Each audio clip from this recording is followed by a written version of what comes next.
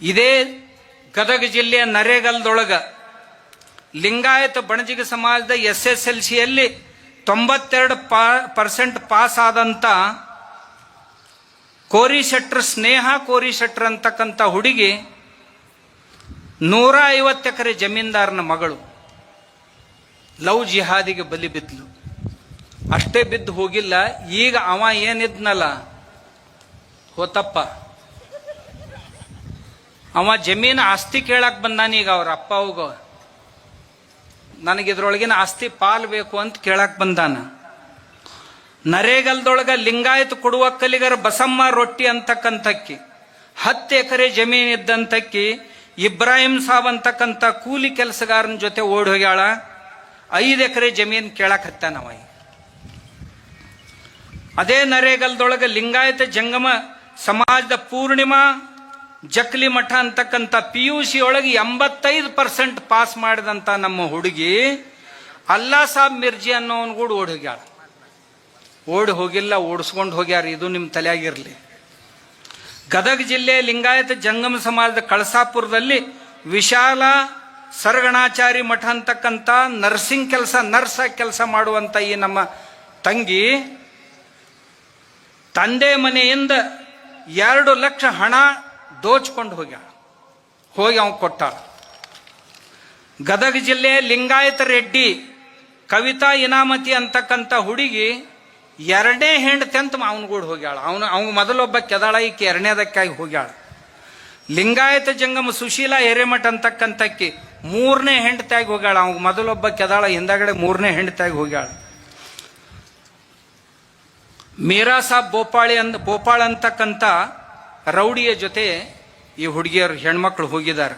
ಪೂರ್ಣಿಮಾ ಪುರಾಣಿಕ್ ಅಂತಕ್ಕಂಥ ಬ್ರಾಹ್ಮಣ ಸಮಾಜದ ಹುಡುಗಿ ಅಬ್ದುಲ್ ರಜಾಕ್ ಅಂತಕ್ಕಂಥ ಕೂಲಿ ಕಾರ್ಮಿಕನ ಬೆನ್ನತ್ತಿ ಹೋಗ್ಯಾಳ. ಅಂದ್ರೆ ಆಕಿನ ಓಡಿಸ್ಕೊಂಡು ಹೋಗ್ಯಾನವ. ಆಕಿ ಬುರ್ಕಾ ಹಾಕೊಳ್ಳೋಳ ಅಂತ ತಿಳ್ಕೊಂಡು 100 ಸಾರಿ ಬಡ್ದಾನ. ಬುರ್ಕಾ ಯಾಕೆ ಹಾಕೊಳ್ಳಂಗಿಲ್ಲ, ಆದ್ರೂ ಅಲ್ಲೇ ಇರ್ಬೇಕಂತ. ರುದ್ರಯ್ಯ ಮಾಲ್ಗತ್ತಿ ಮಠ ಅಂತಕ್ಕಂಥ ಒಬ್ಬ ಮನುಷ್ಯ ಕ್ರಿಶ್ಚಿಯನ್ ಧರ್ಮಕ್ಕೆ ಧರ್ಮಾಂತರ ಆಗಿ ಅಲ್ಲಿ ಪಾದ್ರಿ ಆಗ್ಯಾನಿವ. ಚರ್ಚಿನೊಳಗ ಪ್ರಮುಖ ಆಗ್ಯಾನ. ಆಗಿ ನಮ್ಮ ಲಿಂಗಾಯತ ಜಂಗಮ ಪರಿವಾರದ ಸುಮಾರು ಜನರನ್ನ ಕ್ರಿಶ್ಚಿಯನ್ ಧರ್ಮಕ್ಕೆ ಧರ್ಮಾಂತರ ಮಾಡ್ಸಕತ್ತಾನ. ಇಂಥದ್ದನ್ನ ನಾವು ಕೇಳಬೇಕು, ಕೇಳಬಾರ್ದು?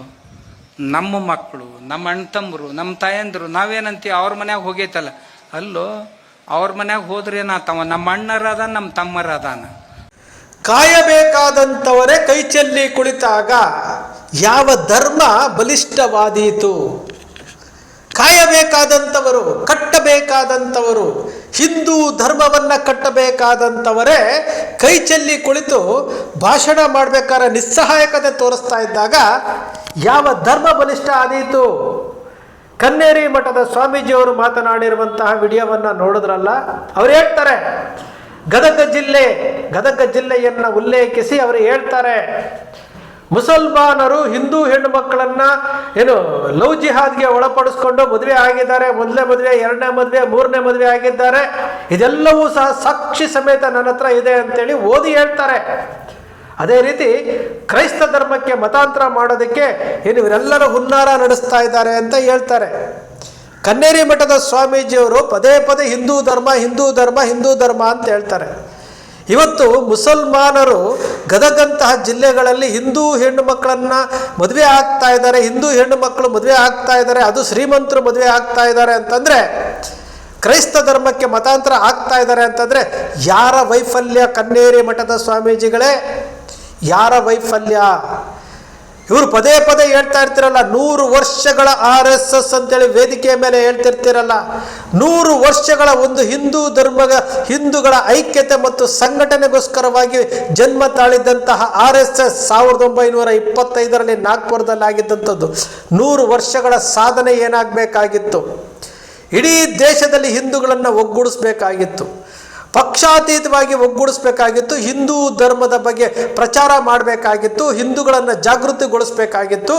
ನೀವು ಹೇಳ್ತಾ ಇದ್ರಲ್ಲ ಲವ್ ಜಿಹಾದು ಅದು ಇದು ಅಂತೇಳಿ, ನಾವು ನಮ್ಮ ಮನೆಯಲ್ಲಿ ನಮ್ಮ ಹಿಂದೂ ಧರ್ಮದಲ್ಲಿ ನಾವು ಗಟ್ಟಿ ಇಟ್ಕೊಂಡಿದ್ದಿದ್ರೆ ಬೇರೆಯವ್ರು ಯಾಕೆ ಬಂದು ಆಕ್ರಮಣ ಮಾಡ್ತಾರೆ? ಅವತ್ತು ಮೊಘಲರು ಭಾರತಕ್ಕೆ ಬಂದಾಗ ನಾವು ಗಟ್ಟಿ ಇದ್ದಿದ್ರೆ ಬೆರಳೆಣಿಕೆಯಷ್ಟು ಜನ ಇದ್ದಂತಹ ಮೊಘಲರು ಭಾರತವನ್ನು 300 ವರ್ಷಗಳ ಕಾಲ ಆಳ್ತಿದ್ರ. ಅವರಿಗೆ ಸಹಕಾರ ಕೊಟ್ಟವ್ರು ಯಾರ್ರೀ? ಇದೇ 1%, 2% ಜನ. ಬ್ರಿಟಿಷರ ಮುಂದೆ ನಾವು ಜೀತದಾಳುಗಳಾಗಿ ಗುಲಾಮರಾಗಿ ಜೀವನ ಮಾಡಿಕೊಂಡು ಲಕ್ಷಾಂತರ ಜೀವಗಳನ್ನು ಬಲಿ ಕೊಟ್ಟರಲ್ಲ ಕನ್ನೇರಿ ಮಠದ ಸ್ವಾಮೀಜಿಗಳೇ, ಅವರಿಗೆ ಸಹಕಾರ ಕೊಟ್ಟವರು ಯಾರು? ಇದೇ 1%, 2% ಜನ. ಆ 1%, 2% ಜನ ಇವತ್ತಿಗೂ ನಮ್ಮ ಮುಂದೆ ಇದ್ದಾರೆ. ಅವರಿಗೆ ಹಿಂದೂ ಧರ್ಮ ಬಲಿಷ್ಠ ಆಗೋದು ಬೇಕಾಗಿಲ್ಲ. ಅವ್ರಿಗೇನಂದರೆ ಲವ್ ಜಿಹಾದು, ಮುಸಲ್ಮಾನರನ್ನು ಹಿಂದೂಗಳು ದ್ವೇಷ ಮಾಡ್ತಾ ಇರಬೇಕು, ಮುಸಲ್ಮಾನರನ್ನ ಟೀಕೆ ಮಾಡ್ತಾ ಇರಬೇಕು, BJP ಪಕ್ಷಕ್ಕೆ ಓಟ್ ಬರ್ತಾ ಇರಬೇಕು. ಇವರು ಆಡಳಿತ ವ್ಯವಸ್ಥೆಯಲ್ಲಿ 1%, 2% ಜನ ಅವರ ಹಿಡಿತದಲ್ಲಿ ಇಡೀ ರಾಷ್ಟ್ರದ ಆಡಳಿತ ಇಟ್ಕೊಂಡಿರಬೇಕು, ರಾಜ್ಯಗಳ ಆಡಳಿತ ಇಟ್ಕೊಂಡಿರಬೇಕು. ಇದೊಂದಕ್ಕೋಸ್ಕರವಾಗಿ ಅವರು ಇಡೀ ದೇಶವನ್ನು ಮರಿತಾರೆ, ಧರ್ಮವನ್ನು ಮರಿತಾ ಇದ್ದಾರೆ.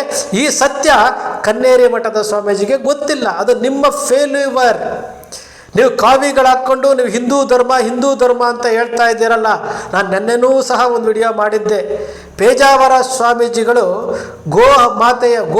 ಗೋಮಾತೆ ಅಂತಿರಲ್ಲ, ಗೋವನ್ನು ರಾಷ್ಟ್ರೀಯ ಪ್ರಾಣಿ ಮಾಡೋ ವಿಚಾರದಲ್ಲಿ ಪೇಜಾವರ ಶ್ರೀಗಳು ಮಾತಾಡಲಿಲ್ಲ, ಕನ್ನೇರಿ ಮಠದ ಸ್ವಾಮೀಜಿ ಮಾತಾಡಿಲ್ಲ, ಕರ್ನಾಟಕದಲ್ಲಿರುವಂಥ ಕೇಸರಿ ಹಾಕಿದವರು ಯಾರೂ ಮಾತಾಡಿಲ್ಲ. ಮುಸಲ್ಮಾನರು ಮಾತಾಡ್ತಾ ಇದ್ದಾರೆ ಅಂತ ಇವತ್ತು ಅದನ್ನೇ ಹೇಳ್ತಾ ಇದ್ದೀವಿ. ಹಿಂದೂ ಧರ್ಮ ಅಂತೇಳಿ ಕಾವಿ ತೊಟ್ಕೊಂಡಿರ್ತೀರಲ್ಲ, ಹಿಂದೂ ಧರ್ಮವನ್ನು 100 ವರ್ಷಗಳಿಂದ RSS ಏನೂ ಮಾಡಿಲ್ಲ. ನೀವಾದರೂ ಮಾಡಬೇಕಾಗಿತ್ತಲ್ಲ, ಬಲಿಷ್ಠಗೊಳಿಸ್ಬೇಕಾಗಿತ್ತಲ್ಲ.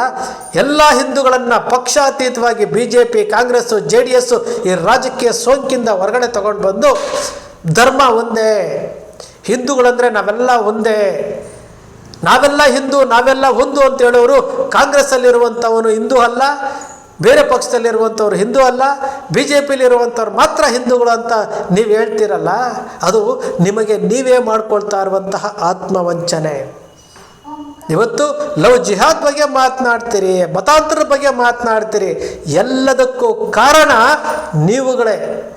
ನಿಮ್ಮ ವೈಫಲ್ಯದಿಂದಾಗಿ, ನಿಮ್ಮಗಳ ವೈಫಲ್ಯದಿಂದಾಗಿ ಒಂದು ರಾಜಕೀಯ ಪಕ್ಷಕ್ಕೆ ಇಡೀ ಹಿಂದೂ ಧರ್ಮವನ್ನು ತೆಗೆದುಕೊಂಡು ಹೋಗಿ ಟ್ಯಾಗ್ ಮಾಡಲಿಕ್ಕೆ ಹೋಗ್ತಾ ಇದ್ದೀರಲ್ಲ, ಮುಖವಾಣಿ ಮಾಡಲಿಕ್ಕೆ ಹೋಗ್ತಾ ಇದ್ದೀರಲ್ಲ. ಇದು ಯಾರೂ ಸಹ ಪ್ರಶ್ನೆ ಮಾಡಲಿಕ್ಕಾಗದಂತಹ ಸ್ಥಿತಿ ಅಂತ ಇವತ್ತು ನಿರ್ಮಾಣ ಮಾಡಿಸಿದ್ದೀರಲ್ಲ. ಅದಕ್ಕೆ ಕಾರಣ ನೀವೇನು ಲವ್ ಜಿಹಾದ್ ಅಂತಿರಲ್ಲ, ಮತಾಂತರ ಅಂತಿರಲ್ಲ. ಇವತ್ತು ಕರ್ನಾಟಕದಲ್ಲಿ ಮತಾಂತರಗೊಂಡಂತಹ ಹಿಂದೂಗಳ ಸಂಖ್ಯೆ ಸುಮಾರು ಬೆಂಗಳೂರು ಒಂದರಲ್ಲೇ 40 ಲಕ್ಷ ಜನ ಇದ್ದಾರೆ. ಕನ್ನೇರಿ ಮಠದ ಸ್ವಾಮೀಜಿಯವರೇ ಹೇಳ್ತಾ ಇದ್ದಾರಲ್ಲ, ಗ್ರಾಮ ಮಟ್ಟದಲ್ಲಿ ಕ್ರೈಸ್ತ ಧರ್ಮಕ್ಕೆ ಮತಾಂತರ ಆಗ್ತಾ ಇದೆ ಅಂತೇಳಿ. 100% ಆಗ್ತಾ ಇದೆ. ಇದನ್ನು ತಡೆಯುವಂತಹ ಕೆಲಸ ನೀವು ಮಾಡಿಲ್ಲ. ನಿಮಗೆ ವೇದಿಕೆ ಸಿಗುತ್ತೆ, ವೇದಿಕೆ ಮೇಲೆ ಭಾಷಣ ಮಾಡ್ತೀರಿ, ಹಿಂದೂ ಧರ್ಮ ಅಪಾಯದಲ್ಲಿದೆ ಅಂತಾರೆ. ಹೊರತು ಯಾಕೆ ಅಪಾಯದಕ್ಕೆ ಹೋಯ್ತು? ಇದರಲ್ಲಿ ನಮ್ಮ ವೈಫಲ್ಯ ಏನು? 100 ವರ್ಷಗಳ ಸಂಘಟನೆ ಏನು ಮಾಡ್ತು? ಬೇರೆ ಬೇರೆ ಹಿಂದೂ ಸಂಘಟನೆಗಳು ಏನು ಮಾಡ್ತು? ನಾವು ಯಾವ ಪರಿಸ್ಥಿತಿಯಲ್ಲಿದ್ದೀವಿ? ಇಸ್ಲಾಂ ಧರ್ಮ ಯಾಕೆ ಬಲಿಷ್ಠ ಆಗಿದೆ? ಕ್ರೈಸ್ತ ಧರ್ಮ ಯಾಕೆ ಬಲಿಷ್ಠ ಆಗ್ತಾ ಇದೆ? ಜೈನರು ಯಾಕೆ ಬಲಿಷ್ಠ ಆಗ್ತಾ ಇದ್ದಾರೆ?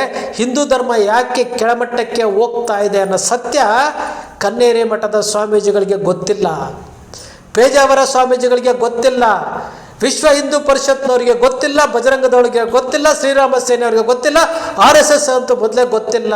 RSS ಅವರು ಯಾವುದಕ್ಕೂ ಬಾಯಿ ತೆಗೆಯಲ್ಲ. ಗೋ ವಿಚಾರದಲ್ಲೂ ಬಾಯಿ ತೆಗೆಯಲ್ಲ, ಈ ವಿಚಾರದಲ್ಲೂ ಬಾಯಿ ತೆಗೆಯೋದಿಲ್ಲ. ಅವರು ಸೇಫ್ ಝೋನಲ್ಲಿ ಇರ್ತಾರೆ. ಇವತ್ತು ಈ ಬಡ ಹಿಂದೂಗಳಿಗೆ ಕಡಿಮೆ ದರದಲ್ಲಿ ಶಿಕ್ಷಣ ಏನಾದರೂ ಕೊಡ್ತಾ ಇದ್ದಾರಾ? ಕ್ರೈಸ್ತ ಮಿಷನರಿಗಳು ಕೊಡ್ತಾ ಇದ್ದಾರೆ. ಇಸ್ಲಾಂ ಧರ್ಮದಲ್ಲಿ ಮದ್ರಸಾಗಳಲ್ಲಿ ಶಿಕ್ಷಣ ಕೊಡ್ತಾ ಇದ್ದಾರೆ. ಹಿಂದೂ ಧರ್ಮದಲ್ಲಿ ಕಡಿಮೆ ದರದಲ್ಲಿ ರಾಷ್ಟ್ರೋತ್ಥಾನ ಶಾಲೆಗಳಲ್ಲಿ ಒಂದು LKGಗೆ ಎಷ್ಟಿದೆ ರೀ ಅಡ್ಮಿಷನ್? LKGಗೆ ಎಷ್ಟು ಸಾವಿರ ಅಡ್ಮಿಷನ್ ಇದೆ? ಎಷ್ಟು ಲಕ್ಷ ಅಡ್ಮಿಷನ್ ಇದೆ? ಬಡ ಹಿಂದೂಗಳು ಓದಲಿಕ್ಕೆ ಆಗುತ್ತೇನ್ರಿ? ನೀವು ಉಚಿತವಾಗಿ ಶಿಕ್ಷಣ ಕೊಡಬೇಕು. ಹಿಂದೂ ಬಡವರಿಗೆ ನಾವಿದ್ದೀವಿ ಅಂತ ಹೇಳಬೇಕು. ಹಿಂದೂಗಳನ್ನು ಒಗ್ಗಟ್ಟು ಮಾಡಬೇಕು. ಭಾರತೀಯ ಸಂಸ್ಕೃತಿಯ ಬಗ್ಗೆ ಹೇಳಬೇಕು, ಹಿಂದೂ ಸಂಸ್ಕೃತಿಯ ಬಗ್ಗೆ ಹೇಳಬೇಕು. ಇದು ಯಾವುದನ್ನೂ ನೀವು ಮಾಡೋದಿಲ್ಲ. ಇವತ್ತು ಹಿಂದೂಗಳು ಪಾಶ್ಚಿಮಾತ್ಯ ಸಂಸ್ಕೃತಿಗೆ ಒಗ್ಕೊಂಡು ಹೋಗ್ತಾ ಇದ್ದಾರೆ. ಪ್ರತಿ ದಿವಸವೂ ಸಹ ಬರ್ತ್ಡೇಯಿಂದ ಹಿಡಿದು ಡೆತ್ ಡೇವರೆಗೂ ಬರೀ ಪಾಶ್ಚಿಮಾತ್ಯ ಸಂಸ್ಕೃತಿ. ವೇಷಭೂಷಣಗಳಿಂದಲೂ ಆಚರಣೆಗಳಿಂದಲೂ ಎಲ್ಲವೂ ಸಹ ಅವರಿಗೆ ಇವರು ಅಡಿಕ್ಟ್ ಆಗಿದ್ದಾರಲ್ಲ, ಇದರ ಬಗ್ಗೆ ಯಾರಾದರೂ ಕಾವಿದಾರಿಗಳು ಮಾತನಾಡ್ತಾ ಇದ್ದೀರಾ? ಮಾತಾಡೋದಿಲ್ಲ. ನಿಮಗೂ ಅದಕ್ಕೆ ಸಂಬಂಧ ಇಲ್ಲ ಅನ್ನೋ ರೀತಿ ನಡ್ಕೊಳ್ತಾ ಇದ್ದೀರಿ. ನೀವು ವೇದಿಕೆಗಳ ಮೇಲೆ ಮುಸಲ್ಮಾನರು ಮದುವೆ ಆಗಿಬಿಟ್ರು, ಮುಸಲ್ಮಾನರು ಮದುವೆ ಆಗ್ತಾರೆ ಅಂದರೆ ನೀವು ನಮ್ಮ ಹಿಂದೂ ಧರ್ಮವನ್ನು ಬಲಿಷ್ಠಗೊಳಿಸಿಲ್ಲ, ಬೇರೆಯವರು ಬರ್ತಾರೆ. ನಾನು ಮೊಘಲರ ಕಾಲದಲ್ಲೂ ಉದಾಹರಣೆ ಕೊಟ್ಟೆ, ಬ್ರಿಟಿಷರ ಕಾಲದಲ್ಲೂ ಉದಾಹರಣೆ ಕೊಟ್ಟೆ, ಇವತ್ತಿನ ಕಾಲದಲ್ಲೂ ಉದಾಹರಣೆ ಕೊಡ್ತಾ ಇದ್ದೀನಿ. ಈ ಸತ್ಯವನ್ನು ತಿಳ್ಕೊಳ್ಳುವಂತಹ ಶಕ್ತಿ ನಿಮ್ಮ ಯಾರಿಗೂ ಇಲ್ಲ. ನೀವು ಯಾರಿಗೂ ಸಹ ಹಿಂದೂ ಧರ್ಮವನ್ನು ಬಲಿಷ್ಠ ಮಾಡಬೇಕು ಅಂತ ನಿಮ್ಗೆ ಅನ್ನಿಸ್ತಾನೂ ಇಲ್ಲ, ನೀವು ಮಾಡೋದೂ ಇಲ್ಲ. ಇದೇ ರೀತಿ ಪ್ರತಿ ವರ್ಷ ಭಾಷಣ ಮಾಡಿಕೊಂಡು ಹಿಂದೂ ಸಂಗಮ ಅಂದ್ಕೊಂಡು ಮತ್ತೊಂದು ಅಂದ್ಕೊಂಡು ನೀವು ಟೈಮ್ ಪಾಸ್ ಮಾಡ್ತಾ ಇದ್ದೀರ ಹೊರತು ಮುಸಲ್ಮಾನರನ್ನು ಬೈತಾ ಇದ್ದೀರ ಹೊರತು ಕ್ರೈಸ್ತರನ್ನು ಬೈತಾ ಇದ್ದೀರ ಹೊರತು ನನ್ನ ಹಿಂದೂ ಧರ್ಮವನ್ನು ಯಾವ ರೀತಿ ಬಲಿಷ್ಠಗೊಳಿಸಬೇಕು, ಅಡಿಯಿಂದ ಮುಡಿಯವರೆಗೂ, ವಾರ್ಡ್ನಿಂದ ಹಿಡಿದು ದೇಶದ ದೆಹಲಿಯವರೆಗೂ ಯಾವ ರೀತಿ ನಾವು ಬಲಿಷ್ಠಗೊಳಿಸಬೇಕು ಅನ್ನೋ ಇದು ಆಲೋಚನೆ ನಿಮ್ಗೆ ಯಾರಿಗೂ ಇಲ್ಲ. ನಿಮಗಿರೋದು ಏನಪ್ಪ ಅಂತಂದರೆ ಹಿಂದೂಗಳು ಅಪಾಯದಲ್ಲಿದ್ದಾರೆ ಅಂತ ಹೇಳಬೇಕು, ನಮ್ಮ ಇರುವಿಕೆಯನ್ನು ತೋರಿಸ್ಕೊಳ್ಬೇಕು. ಇಸ್ಲಾಂ ಧರ್ಮದಲ್ಲಿ ಒಗ್ಗಟ್ಟಿದೆ, ಕ್ರೈಸ್ತ ಧರ್ಮದಲ್ಲಿ ಒಗ್ಗಟ್ಟಿದೆ, ಜೈನರಲ್ಲಿ ಒಗ್ಗಟ್ಟಿದೆ, ಹಿಂದೂಗಳಲ್ಲಿ ಯಾಕಿಲ್ಲ ಅಂದರೆ ಇಡೀ ಹಿಂದೂ ಧರ್ಮವನ್ನು ತೆಗೆದುಕೊಂಡೋಗಿ ಭಾರತೀಯ ಜನತಾ ಪಕ್ಷದ ವೋಟ್ ಬ್ಯಾಂಕ್ ಆಗಿ ಮಾಡಿದ್ದೀರಿ. ಕಾಂಗ್ರೆಸ್ನಲ್ಲಿರುವಂತಹ ಹಿಂದೂಗಳಿಗೆ BJP ಇರುವಂತಹ ಹಿಂದೂಗಳು ದ್ವೇಷಿಗಳಾಗಿ ಕಾಣ್ತಾರೆ. ಇದು ವಾಸ್ತವ ಸತ್ಯ. ಇದನ್ನು ಅರ್ಥಕೊಂಡಾಗ ಮಾತ್ರ ಕೊನೆಯ ಪಕ್ಷ ಈಗಲಾದರೂ ಈ ಧರ್ಮವನ್ನು ಕಟ್ಟುವಂಥ ಕೆಲಸ ಮಾಡ್ಬೋದು. ಸ್ನೇಹಿತರೆ, ನಿಮ್ಮ ಅಕ್ಷರ ಮೀಡಿಯಾ ಸೃಷ್ಟಿ ಮಾಡೋದಿಲ್ಲ, ಕಲ್ಪನೆ ಮಾಡೋದಿಲ್ಲ, ವಾಸ್ತವದ ವಿಚಾರವನ್ನಷ್ಟೇ ವಿಶ್ಲೇಷಣೆ ಮಾಡುತ್ತೆ. ನಿಮ್ಮ ಅಕ್ಷರ ಮೀಡಿಯಾದ ವಿಶ್ಲೇಷಣೆ ನಿಮ್ಗೆ ಇಷ್ಟ ಆಯಿತು ಅಂದರೆ ಸಬ್ಸ್ಕ್ರೈಬ್ ಆಗಲಿಲ್ಲ ಅಂದರೆ ಸಬ್ಸ್ಕ್ರೈಬ್ ಮಾಡ್ಕೊಳ್ಳಿ. ಪಕ್ಕದಲ್ಲಿ ಕಾಣುವಂಥ ಬೆಲ್ ಐಕಾನ್ ಪ್ರೆಸ್ ಮಾಡಿ, ಶೇರ್ ಮಾಡಿ, ಪ್ರೋತ್ಸಾಹ ನೀಡಿ.